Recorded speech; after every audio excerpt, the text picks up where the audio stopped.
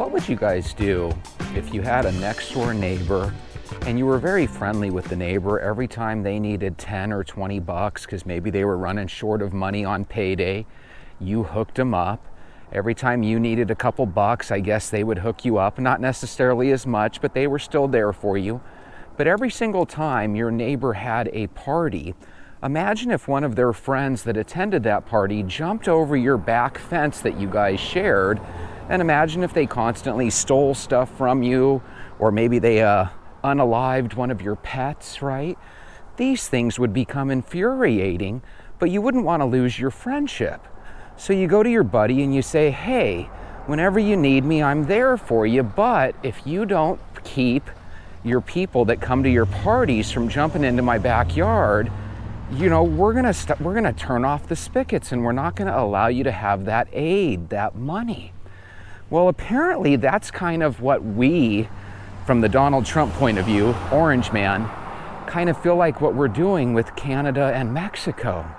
So I'm sure you guys heard that Trump went ahead and imposed 25% tariffs on Canada and Mexico, and then a 10% tariff on China. And apparently he gave the Canadians and Trudeau an opportunity to seal up their border, start being a little bit more protective of who comes into their country, because we don't want those people coming into our border from the north that we share with you, and then selling our citizens down here fentanyl and other drugs and stuff that are taking the lives of our citizens. And because of whatever reason Trudeau doesn't want to do that, these tariffs are being imposed. So then today I find out that I guess Trudeau decided to go ahead and impose 25%, they call it retaliatory tariffs on us here in the US. What it's going to equate is a situation where everyone believes the prices are going to probably start going up. Trudeau was on video telling his citizens up there in Canada that he'd really appreciate it if they could go to the store and start buying a couple more Canadian products and maybe skip the Florida orange juice and the Kentucky bourbon and any other American items, that they're used to buying.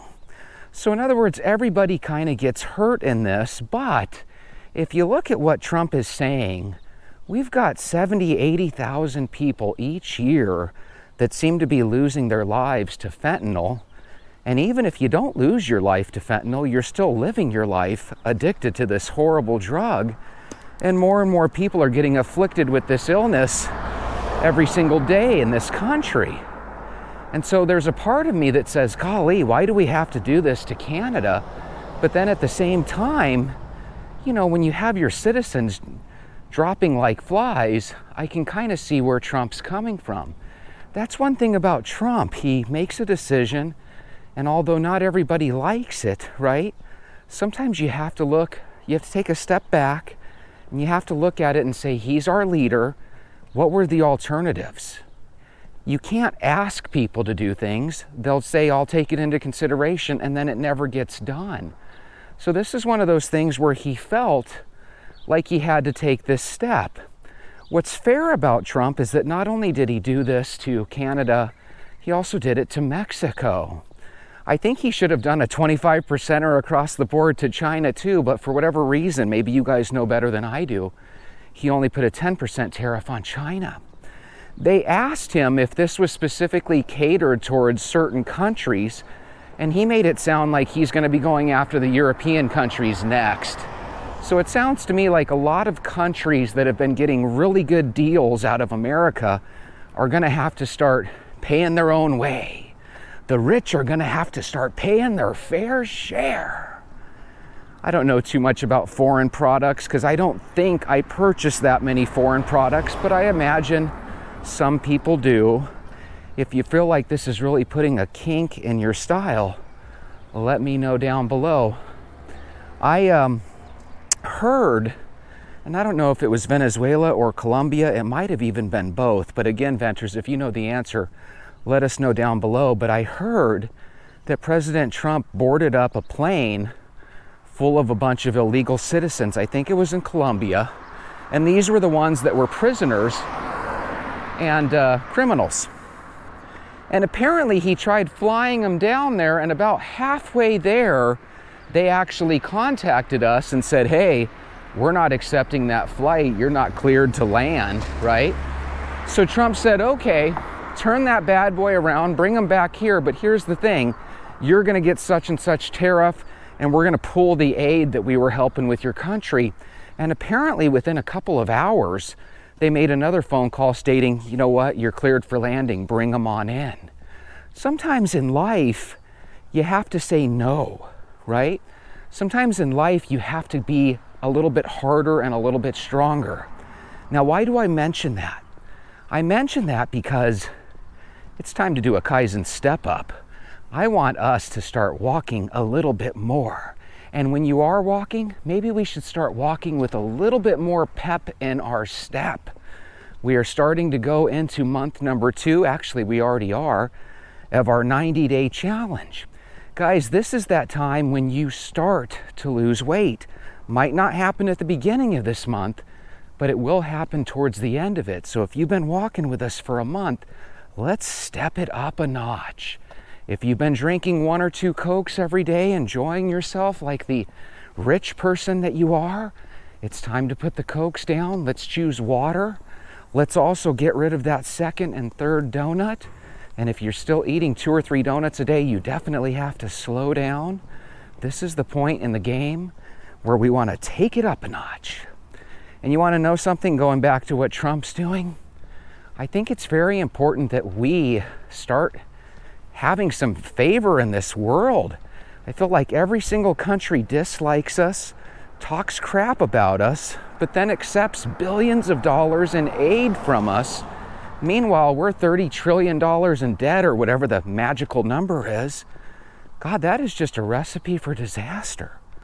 So what we think is going to happen is we think that Trudeau and Canada and Mexico and all these countries, we think you guys are going to break before we do. And there's a good chance that that actually will happen. And that leads me to the next point. If you know by applying pressure to different people or different places, you can get what you want, well, in the real world, that's not the coolest, nicest thing, right? If you kind of bully people. But when you're talking about worldwide relationships with governments, it seems kind of a shame that everybody takes advantage of the US. If we're such a big, bad, horrible presence in the world, why does everybody get one over on us? You always hear about us, doing all these oil deals and making all this money in other people's countries. I don't even know if I believe that anymore. Every time I look up, we're sending other countries billions of dollars. Meanwhile, our country itself is going to crap. And if you ask Canadians, a lot of them feel like their country is going to crap too. So then I look back and I say, yeah, Trudeau, quit allowing horrible people to enter your country willy-nilly, especially when you know they're not even going to stay in your country. They're going to come down here to our country and ruin us. You got to be our friend, Trudeau. You got to look out and protect our back. And then in turn, we'll get rid of those tariffs. I got some comments here. Some of them were funny. Some of them were from Canadians. Some of them are from Americans. But either way, they're people. So let's hear what they have to say. Jeff Sturm, 6221, says, just look at tariffs for American products in Europe and Canada. There's a lot of countries around the world that have absolutely no problem choosing themselves over the US. So why does every single country in the world, if we're so bad, why do we do so much more for them than they do for us? If there's a national emergency in other parts of the world, Americans are usually the ones that end up donating more than all the other countries combined. Does anybody think that's weird that we're considered the global bad guy all the time? But in reality, if everything was fair and we only helped our own, God, we would probably be super rich. Holy moly, how many times can you afford to pay for everybody else but yourself? The one thing that irritates me about this war with Russia and Ukraine is you could take about 10 or 11 billion dollars, they were saying, and you could end homelessness here in the States. God, why don't we ever do something incredible for our own people instead of for other countries? Tony Knapp says, we can't get rid of him. Speaking of Trudeau, we are trying. I think Trudeau actually resigned, but I believe that he's still in power until May. It'd be kind of cool if when people resign, they actually just left the post. If you say you're resigning, but you're not going to leave for 6 months, does that mean you can change your mind? And if you are Canadian, would you be upset if Trudeau did change his mind and decided to stay? We have a neighbor that purchased a rooster and a couple of chickens. And I was upset about it because in the morning at like 6 in the morning, the rooster started going, cock-a-doodle-doo. I was even telling you guys about it. And I started looking up the laws here in the city. You're not even supposed to own a rooster here in the city and the neighborhoods and stuff. You can have chickens, you're just not supposed to have roosters. And my thinking is, if a person's going to either break the law or not know the laws, then what else should I know about these chicken coops? And apparently, with chicken coops, you can get rat infestations. I'm not saying that you will, but apparently you can. And apparently chickens poop and stuff a lot, to the point where usually after a certain amount of time, the place starts smelling. And I started noticing that instead of keeping the pin that they're kept in, instead of keeping that, 20 feet away from my wall, all of a sudden this rooster was right next to my fence. And guess what? I'm sleeping the closest to this fence than anybody else in the whole neighborhood. So it's almost like they bought this rooster, put it up against my fence line so that I had to listen to it while they didn't have to listen to it as much. Because if you're closer to the sound of the noise, you're going to hear it the most. And so somebody had to make a call to the city. I'm not saying I know who it was, but somebody made a call to that city, and that rooster is gone. Vanessa Jones says, could he sound any more like Newsom? Are you talking about me, Vanessa, or Trudeau? Ugh, 2 peas in a pod. This is why I don't like when Trump even jokes about making Canada the 51st state. It's my belief that if you add Canada to the United States, all you would be literally adding is one more California, because I believe that there's about the same population in California as there is in Canada. And in Canada, you guys are very, very left-leaning. We would never, ever have a Republican president again if Canada became a state. Now, if you're Canadian, you probably think that's rude, because it's like, what country in their right mind would want to become 51st state of the US, So I know it's not like it's something you guys want, but just know there's a lot of people down here like me that would never want that either. I like you guys up there on that side of the wall. I think we should make the official change in this country. And I think we ought to start catering things towards 4 10-hour work days and a 3-day weekend.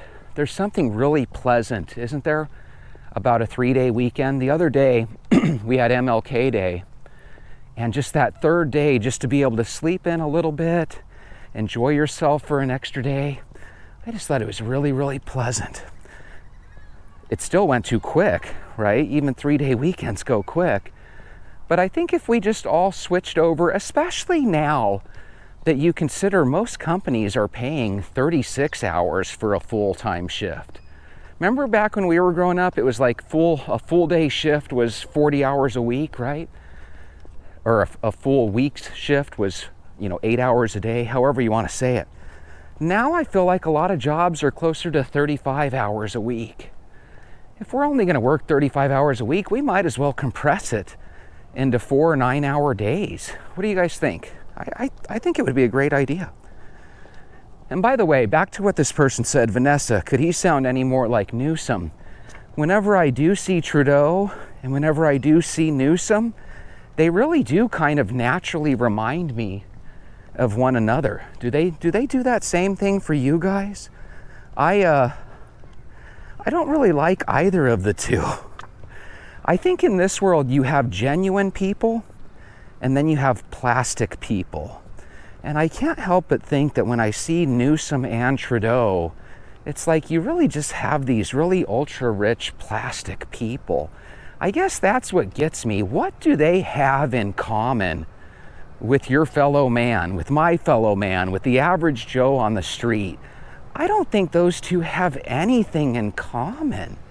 And that's what kind of gets me about the left. It's like, God, you have these guys and these women in charge that are just so out of touch. Golly, I guess I'm the only one in the country that finds something very pleasant about people that are just down to earth, grasping to reality, right? They don't live in this dystopian, goofy world. And I just feel like sometimes the leaders on the left, they just come across as really fake to me. So I'm hoping one day you guys will hear my words and change who you vote for, because I know your ideals are beautiful. If you ask Democrat people, you know, what do you think of in this world? What are your goals? What are your thoughts when it comes to the government and the way we're run? You know, they'll tell you, hey, we want equality for all. We want people to have a fair shake. They always will say something like, we want billionaires to pay their fair share, which is really weird. I have never, ever gone through an office that I've worked at, looked at people that made more money than me and thought, I hope they're paying all their taxes.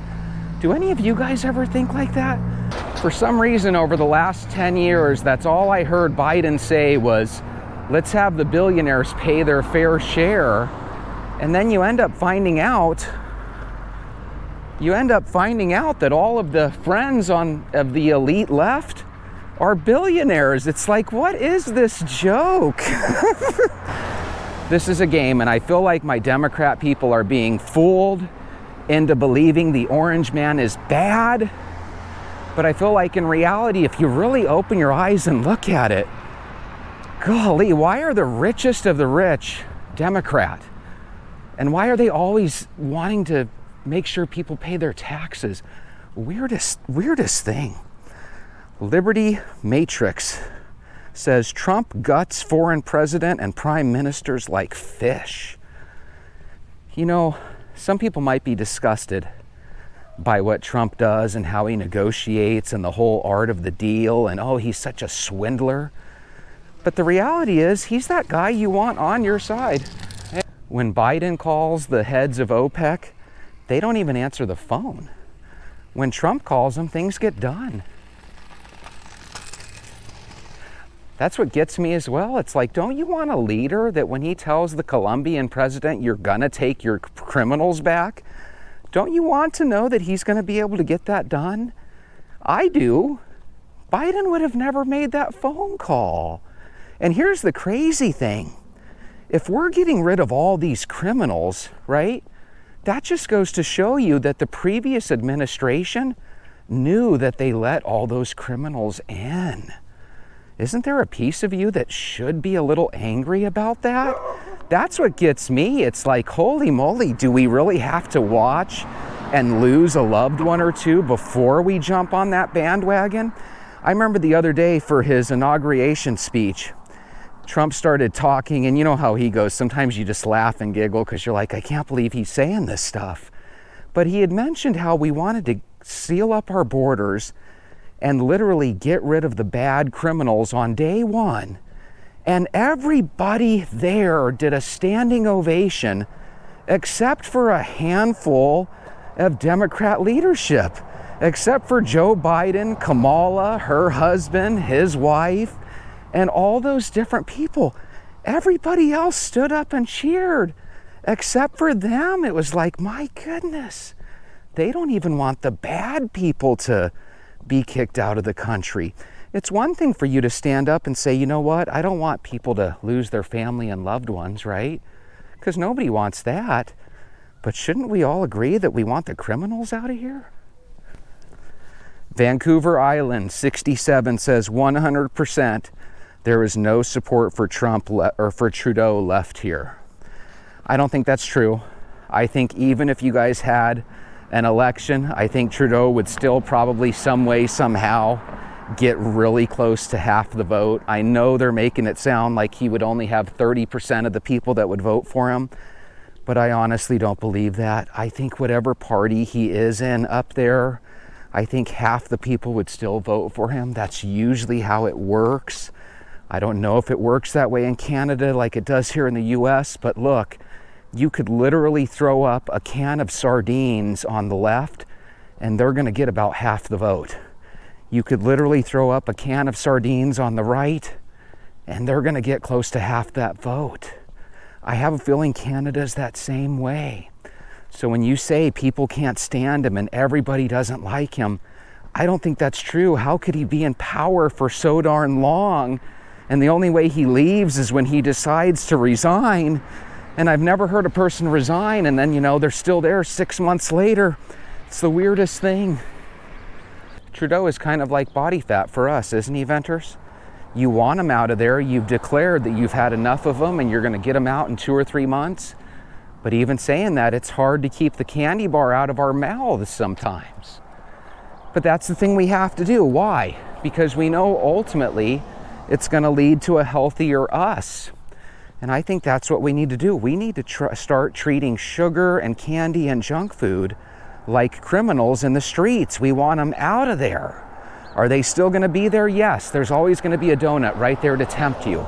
There's always going to be a Coca-Cola at your fingertips whenever you walk by the vending machines at work. But there comes a time where you have to play the leadership role and you have to say, you know what? I'm not going to do that anymore. I'm going to stop it. Put the donut down, Mala. Put the soda pop down, Sean. Quit looking at that bagel with cream cheese like that, Carla. You don't need it. Anthony Perry, 6113, says, I do remember what Trudeau did to the truckers and citizens of Canada, and it was appalling. God bless Canadians and pray that their government can turn their economy in the right direction. It's not going to happen. It's not going to happen. Governments have a way of taking in certain amounts of money, and they have a way of increasing that take-in every single year. I just have a bad feeling that we have already hit a tipping point where I just think prices are never going to come down. I feel like they're always going to go up. I feel like every time we raise the bottom, we raise minimum wage, I feel like it just makes prices go up even higher. There is no great mathematical plan. I think we have to come to the grips of reality that the only way to improve is for everybody to just make that goal to improve themselves. All these countries need to be more like Australia. No passport, no entry. See, here's what gets me. That doesn't seem cruel. That doesn't seem weird. What seems weird is that there's certain countries where they don't really care about those things. They don't really care that you're there illegally. They don't really care that you're doing mischievous things. And in other countries, if you try going into Poland or you try going into Russia, they're going to look at you and there's going to be a lot of scrutiny there. Like, what the heck are you doing here? How long are you staying? What's in your briefcase? The reason that the Brittany Griner, that basketball player here from Phoenix, she goes to Russia, she has this little vape pen. And apparently this vape pen had some THC. It was like a marijuana vape pen, right? And her silly butt thought it was a good idea to take that through customs and the airport in Russia there. Even though she could have easily bought a new one here in Arizona for dirt cheap, right? She does that, she ends up getting thrown into jail. Why? Because other countries don't look at Americans and think, oh, this is a special person, we're gonna let them off easy. It just doesn't work like that. And didn't we end up having to do some sort of trade or swap? So we have to get rid of this person that's responsible for killing dozens and maybe even hundreds of people, whoever that Russian mafia guy was. And we say, hey, you give us Brittany Griner, we're gonna give you this guy. And then we end up making a trade like that, and it's like, holy moly, Brittany, you actually made the world a more dangerous place. Why couldn't you just obey the laws and not smoke that there? It's like, duh, you're going to a country where they don't like criminals. So if they don't like criminals and they're willing to throw you in jail, how come we're not allowed to do that here? How come we can't have our neighbors, Canada, do the right thing and stop the flow of bad guys into our country? And at what point do you have to say, holy crap, not only are you doing a bad thing, but you're literally hurting us? And if someone's hurting you, at what point do you have to take a step back and say, this person isn't my friend? Canada, America is the best friend you've ever had 10 times over. We need you to step up and start being a friend back. Pay your fair share. That's what gets me. Everybody's always about, hey, this guy needs to pay their fair share. Meanwhile, they don't pay a thing. Get out of here with that bullshit. And keep walking. Do a couple extra walks. I'll see you tomorrow. Have a beautiful day.